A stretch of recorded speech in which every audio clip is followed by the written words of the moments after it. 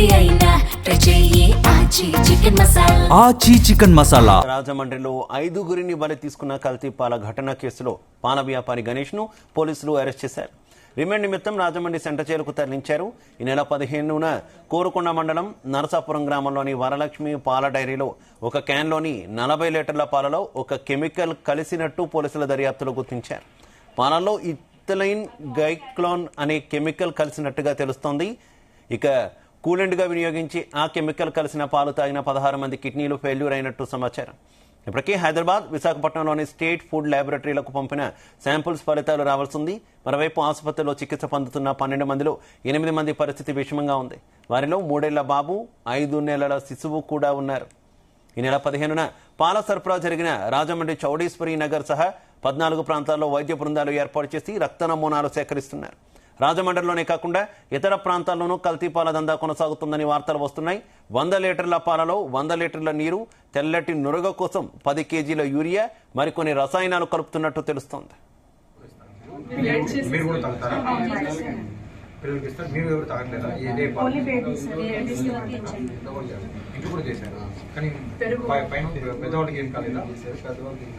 ఈ రాజమండ్రి లాలాచౌ ప్రాంతంలో జరిగిన పాల గురించి అనారోగ్యము జరిగిన విషయంలో దర్యాప్తు ముమ్మరంగా జరుగుతూ ఉంది. ఫోరెన్సిక్ టీమ్స్ కానీ ఇన్వెస్టిగేషన్ అన్ని చేస్తున్నారు. త్వరలో మీకు అన్ని విషయాలు వెల్లడించడం జరుగుతూ ఉంది. ప్రజలు దీని గురించి ఆందోళన పడాల్సిన అవసరం లేదు. ఇది ఒక్క సోర్స్లోనే, ఒక్క క్యాన్లోనే జరిగినట్టుగా మనకు తెలుస్తూ ఉంది. సో ప్రస్తుతానికి అక్కడ క్లోజ్ చేశారు కాబట్టి ఇష్యూస్ ఏం లేవు.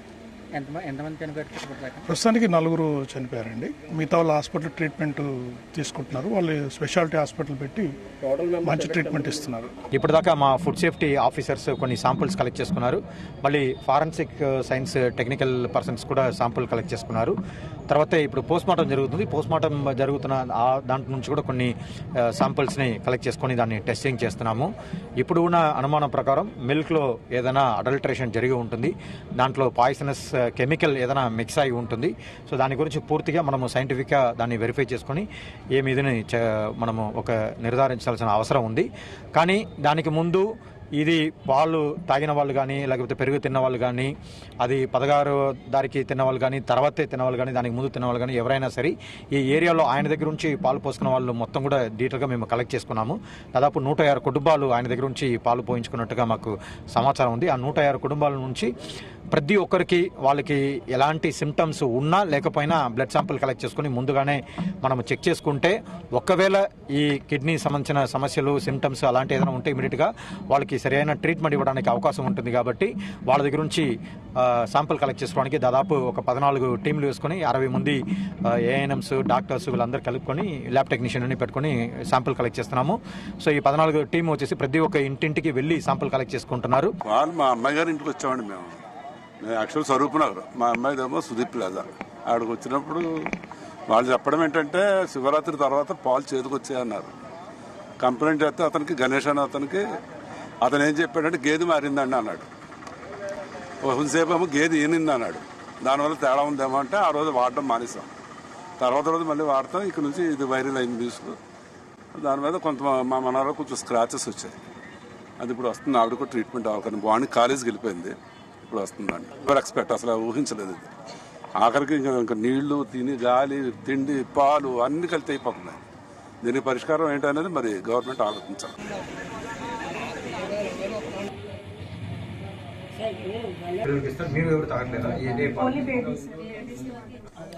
రైట్, ఇదే విషయానికి సంబంధించి పూర్తి వివరాలు మా కరెస్పాండెంట్ వరప్రసాద్ అందిస్తారు. వరప్రసాద్. శివ, రాజమండ్రిలో మహా ఘోరంగా ఏదైతే మారిన ఈ ఘటనకు సంబంధించి చూస్తే కనుక ఇప్పటికీ ఇంకా 12 మంది ఆసుపత్రిలో చికిత్స పొందుతున్నారు. వీరందరూ కూడా అనూరియా అనే వ్యాధి, అంటే కిడ్నీ ఫెయిల్యూర్స్ కు కారణమయ్యే అనూరియా అనే వ్యాధి బారిన పడ్డారు. ఇప్పటికే 5గురు మృతి చెందడం జరిగింది. ఇందులో ఇంకా చికిత్స పొందుతున్న 12 మందిలో 8 మంది పరిస్థితి ఇంకా విషమంగా ఉన్నట్టుగా వైద్యులు చెబుతున్న నేపథ్యంలో ఈ పరిస్థితి అత్యంత ఘోరంగా మారింది. ఇప్పటికే చూస్తే కనుక 85 ఏళ్ల కనక మహాలక్ష్మి, 74 ఏళ్ల రాధాకృష్ణమూర్తి, అదేవిధంగా 72 సంవత్సరాల శాశ్కిర్రావు, తాడి రమణి, కృష్ణవేణి వీరిద్దరు కూడా అత్తా కోడలు. 5గురు కూడా మృతి చెందినట్టుగా కూడా అధికారికంగా ప్రకటించడం జరిగింది. అదేవిధంగా భోగిశెట్టి కనకరత్నం అనే 74 మహిళ కూడా ఇదే లక్షణాలతో కూడా అదే ప్రాంతం చౌడేశ్వరి నగర్ ప్రాంతంలోనే మృతి చెందడం జరిగింది. ఆమె మరణాన్ని మాత్రం ఇంకా అధికారికంగా ధృవీకరించట్లేదు. మరొక చికిత్స పొందుతున్న వారు 8 మందిలో 7.5 వయసున్న రితిక్ అనే బాలుడు కూడా ఉన్నాడు. అదేవిధంగా 3 నెలల చిన్నారి కూడా ఉన్నారు. వాళ్ళిద్దరూ కూడా రాజమండ్రి రెయిన్బో ఆసుపత్రిలో చికిత్స పొందుతున్నారు. అదేవిధంగా కిమ్స్ ఆసుపత్రిలో మరొక 8 మంది కూడా చికిత్స పొందుతున్నారు. వీరందరినీ కూడా ఇవాళ రాజమండ్రి ఎంపీ దగ్గుబాటి పురంధేశ్వరి, అదేవిధంగా వైసీపీ బృందం మాజీ మంత్రులు విడుదల రజని, సిద్దిరి అప్పలరాజు, అదేవిధంగా ఇతర నాయకులంతా కూడా పరామర్శించబోతున్నారు. మొత్తం మీద ఈ వ్యవహారం అత్యంత సంచలనంగా మారిన ఈ వ్యవహారంలో ఇప్పటికే కల్తీకి కారణమైన పాల వ్యాపారి గణేష్ ను పోలీసులు అదుపులో తీసుకుని అరెస్ట్ చేయడం జరిగింది. అతని ద్వారా దర్యాప్తు ముమ్మరంగా చేపట్టి దాదాపుగా ఒక కీలకమైన విషయాలను అయితే రాబట్టగలిగారు. ఇందులో చూస్తే కనుక ఒక క్యాను ఏదైతే ఒక 40 లీటర్లుగా ఉండే ఒక క్యాను మొత్తం 120 లీటర్ల పాలు అతను సరఫరా చేసిన క్రమంలో 3 క్యాన్ల ద్వారా ఒక క్యాన్ 40 లీటర్లకు సంబంధించిన ఒక క్యాన్ అయితే ఈ కల్తీ అయినట్టుగా కూడా గుర్తించడం జరిగింది. అయితే ఇందులో ఇథైల్ గ్లైకాల్ అనే ఒక కెమికల్ ఏదైతే అతను నిర్వహించిన నర్సాపురం గ్రామంలో అతను అనధికారికంగా నిర్వహించే ఈ పాల డైరీలో పాల కేంద్రంలో ఆ కెమికల్ కూలెంట్ గా వినియోగించి ఆ కెమికల్ ఈ 40 లీటర్ల పాల క్యాన్ లో కలిసిన క్రమంలో అది కల్తీ విషయంగా మారి అవి సరఫరా చేసిన ఇళ్లకు సంబంధించిన వారికి ఎఫెక్ట్ అయినట్టుగా కూడా ప్రస్తుతం ప్రాథమికంగా కూడా గుర్తించడం జరిగిన పరిస్థితి ఉంది. మొత్తం 106 కుటుంబాలకు ఈ నెల 15వ తేదీన శివరాత్రి రోజు ఇతను ఈ గణేష్ అనే వ్యాపారి పాలు సరఫరా చేయడం జరిగింది. ఇందులో మొత్తం ఇప్పటికే చూస్తే కనుక 5 మృతి చెందగా 12 మంది చికిత్స పొందుతారు. అంటే దాదాపు ఒక 20 మంది వరకు కూడా దీని కారణంగా ఎఫెక్ట్ అయినట్టుగా మనం చెప్పుకోవచ్చు.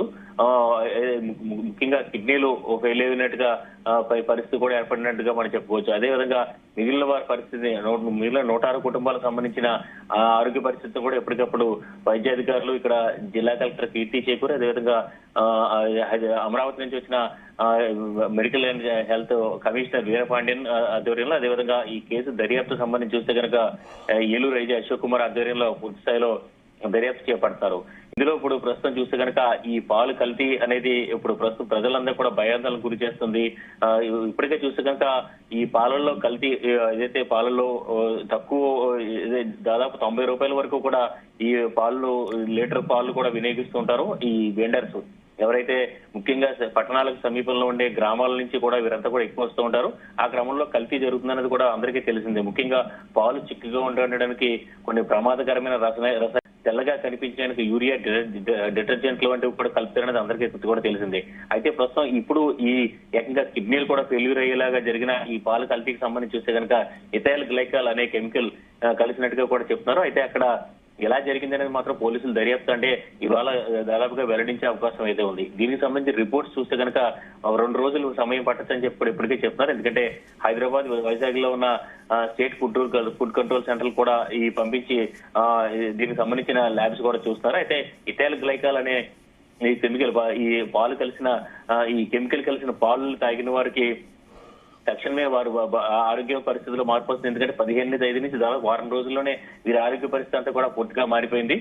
ఒకే కుటుంబానికి సంబంధించిన దాదాపు 7 వరకు కూడా ఇదైతే ఈ ఆసుపత్రిలో అడ్మిట్ అయిన రాజమండ్రి కిమ్స్ ఆసుపత్రిలో అడ్మిట్ అయిన నేపథ్యంలో ఈ ఘటన వెలుగులోకి వచ్చింది. ఏదేమైనా ప్రస్తుతం ఈ ఘటనపై సీఎం చంద్రబాబు స్వయంగా ఎప్పటికప్పుడు సమీక్షిస్తూ